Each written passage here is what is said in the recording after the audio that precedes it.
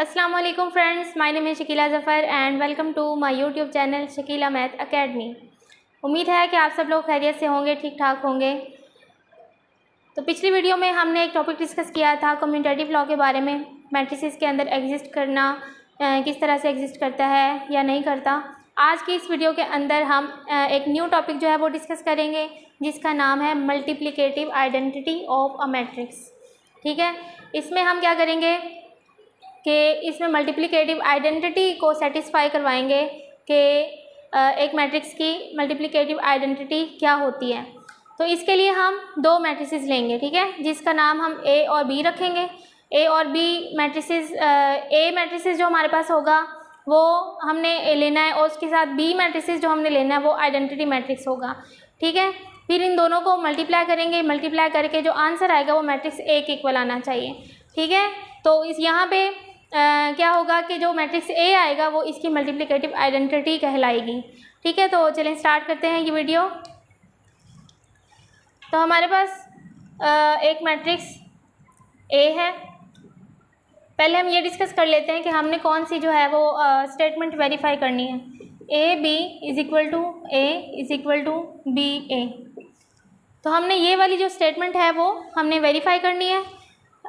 A B को हल करना है, सॉल्व करना है, वो ए के इक्वल आना चाहिए। और फिर हमने बी ओ को सेम तरीके से सॉल्व करना है, वो भी आंसर ए के आना चाहिए, ए के इक्वल आना चाहिए। ठीक है, तो हम फिर क्या कहेंगे कि जो ए है वो इसकी मैट्रिक्स की मल्टीप्लिकेटिव आइडेंटिटी है। तो let's start. Let a matrix A, इस मैट्रिक्स को ले लेते हैं।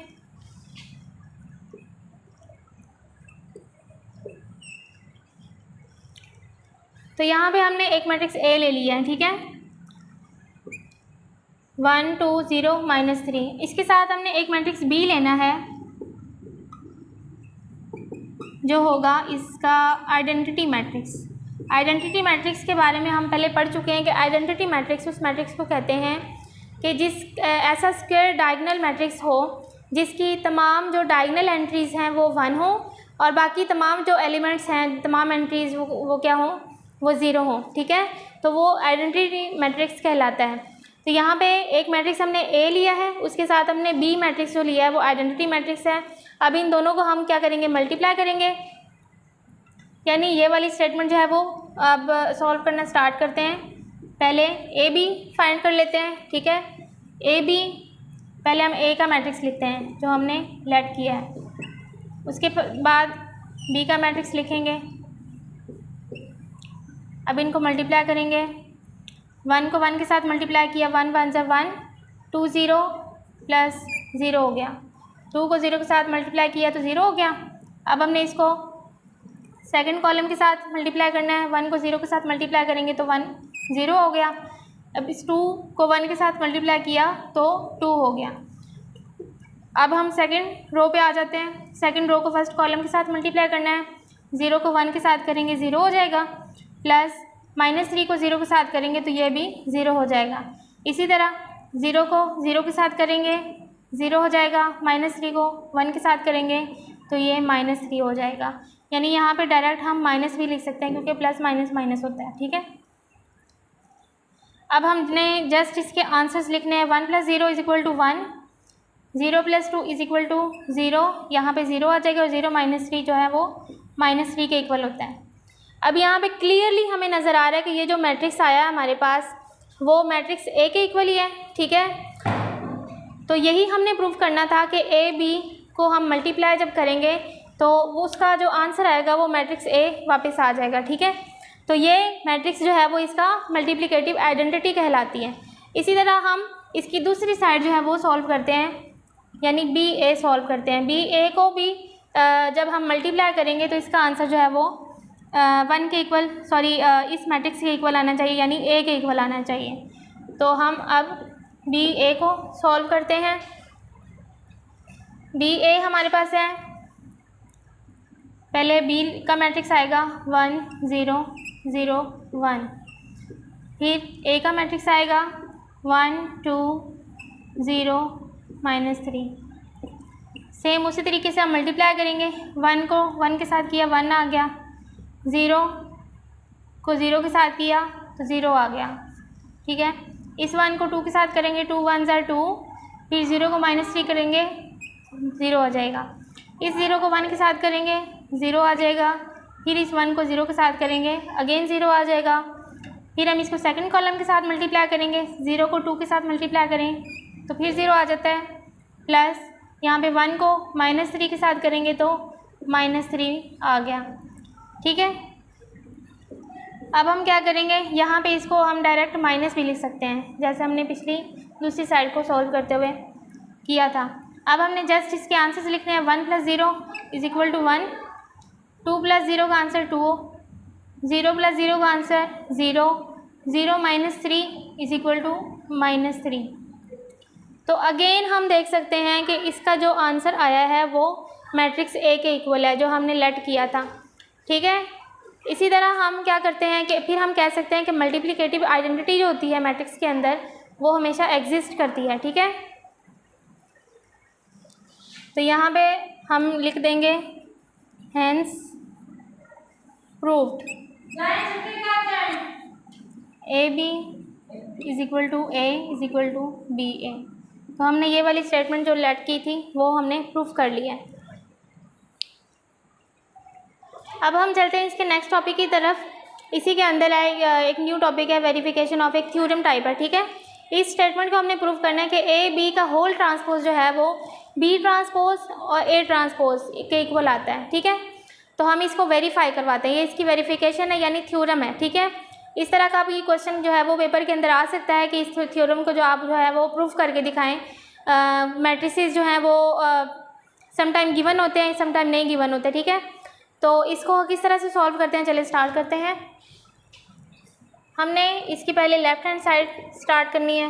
लेफ़्ट हैंड साइड हमारे पास है AB का ट्रांसपोज। तो इसमें हम पहले क्या करेंगे, AB को पहले फाइंड करेंगे, यानी A और B को हम मल्टीप्लाई करेंगे। AB, उसके बाद हम इसका जो है वो ट्रांसपोज लेंगे। A मैट्रिक्स लिखेंगे पहले, फिर B मैट्रिक्स आएगा, इन दोनों को मल्टीप्लाई करते हैं। 2 को 1 के साथ किया, 2 1 ज़ा 2, प्लस 1 को -2 के साथ किया तो -2 आ गए। तो यहाँ पे हम डायरेक्ट इसको माइनस लिख सकते हैं क्योंकि प्लस माइनस माइनस होता है। 2 - 2 यहाँ पे आ गया। अब यहाँ पे इसको सेकंड कॉलम के साथ मल्टीप्लाई करेंगे। 2 3 ज़ा 6, प्लस 1 0 के साथ मल्टीप्लाई होकर 0 हो जाएगा। फिर अगेन सेकंड रो को फर्स्ट कॉलम के साथ मल्टीप्लाई करेंगे। 0 1 0, प्लस माइनस माइनस प्लस हो जाएगा और 2 1 के साथ मल्टीप्लाई हो गए 2 हो जाएगा। इसी तरह आप सेकंड कॉलम के साथ करेंगे, यहाँ पे 0 होगा और यहाँ पे भी 0 हो जाएगा, ठीक है। अब इसका हम आंसर लिखते हैं, यहाँ पे आंसर लिख लेते हैं। 2 - 2 = 0, 6 + 0 = 6, 0 + 2 2 के इक्वल आएगा और यहाँ पे 0 हो जाएगा। अब ये तो हमारे पास आ गया AB का आंसर, यानी A और B को मल्टीप्लाई करके हमने ये वाला आंसर निकाला है। अब लेकिन हमने फाइंड जो करना था वो AB का ट्रांसपोज था, ठीक है। AB का हम ट्रांसपोज फाइंड करेंगे, यानी AB का जो आंसर हमारे पास आया है उसका ट्रांसपोज करेंगे फाइंड। तो अब हम इसका ट्रांसपोज फाइंड करते हैं। तो ट्रांसपोज किस तरह से फाइंड करते हैं, ट्रांसपोज की डेफिनेशन जो है वो हम ऑलरेडी डिस्कस कर चुके हैं पिछले वीडियोज़ के अंदर। तो एक दफ़ा और रिमाइंड कर लेते हैं कि ट्रांसपोज किसी मैट्रिक्स का अगर लेना हो तो उस मैट्रिक्स के जो रोज़ होती हैं वो कॉलम में चेंज हो जाती हैं और कॉलम जो है वो रोज़ में चेंज हो जाते हैं, ठीक है। तो चलिए इसकी ट्रांसपोज फाइंड करते हैं। इस 0 6 2 0 T, ठीक है। AB का मैंने आंसर लिखा है और उसका ट्रांसपोज। अब इसको फाइंड करते हैं, इसका ट्रांसपोज क्या होगा। इसकी जो रोज़ हैं, यानी पहली रो जो है वो पहला कॉलम बन जाएगी और दूसरी रो दूसरा कॉलम बन जाएगी, ठीक है। तो ये हमारे पास इसका लेफ़्ट हैंड साइड का आंसर आ गया। अब हम इसकी राइट हैंड साइड जो है वो सॉल्व करके चेक करते हैं कि वो आंसर इसके सेम आता है या नहीं, इक्वल आता है या नहीं। इसका आंसर जो है वो हम एक साइड पे लिख लेते हैं।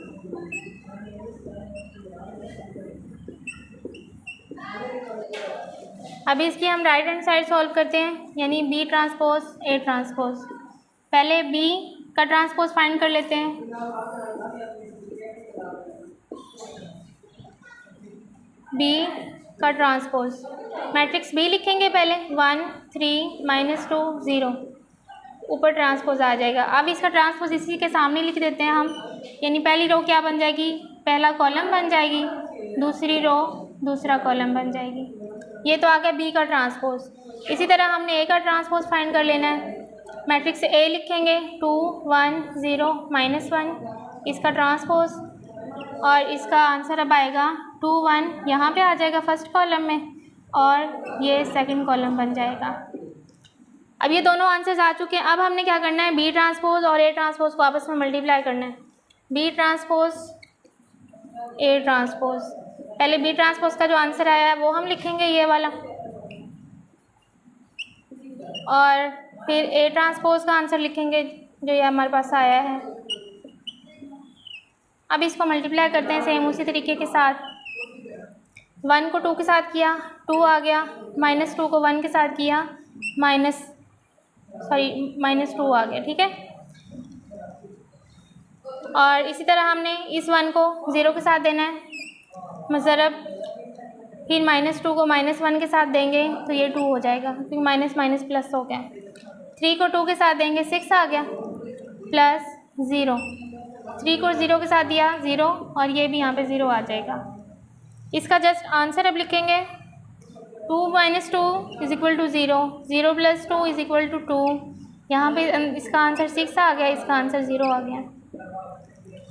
अब जो हमने राइट हैंड साइड सॉल्व की है उसका आंसर ये आया है, और लेफ़्ट हैंड साइड का आंसर वो लिखा हुआ है, हमने पहले लिख लिया था।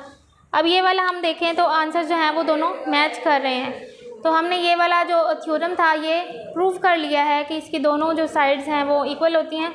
हम नीचे लिख सकते हैं, so proved AB transpose = B transpose A transpose, ठीक है। तो ये वाला थ्योरम जो है वो हमारा कंप्लीट हो गया है। आज की इस वीडियो में हमने 2 चीज़ें डिस्कस की हैं, पहली मल्टीप्लिकेटिव आइडेंटिटी ऑफ मैट्रिक्स, और दूसरा ये वाला थ्योरम की वेरिफिकेशन की है, ठीक है। तो उम्मीद है इसकी बहुत अच्छी तरह से समझ आ गई होगी, सारे कॉन्सेप्ट्स क्लियर हो गए होंगे। तो स्टूडेंट्स, अगर आपको इस वीडियो की समझ आई है और ये वीडियो पसंद आई है तो मेरी वीडियो को लाइक करना मत भूलें, शेयर करना मत भूलें, एंड सब्सक्राइब करना मत भूलें, and don't forget to press the bell icon, ताकि मेरी तमाम आने वाली वीडियोस आप तक बर वक्त पहुँच सकें। इंशाल्लाह बहुत ही जल्द एक न्यू टॉपिक के साथ मिलते हैं, जिसमें हम एक new topic, interesting topic discuss करेंगे। मिलते हैं बहुत ही जल्द एक न्यू टॉपिक के साथ। तब तक के लिए अपना बहुत सारा ख्याल रखिएगा। अल्लाह हाफ़िज़।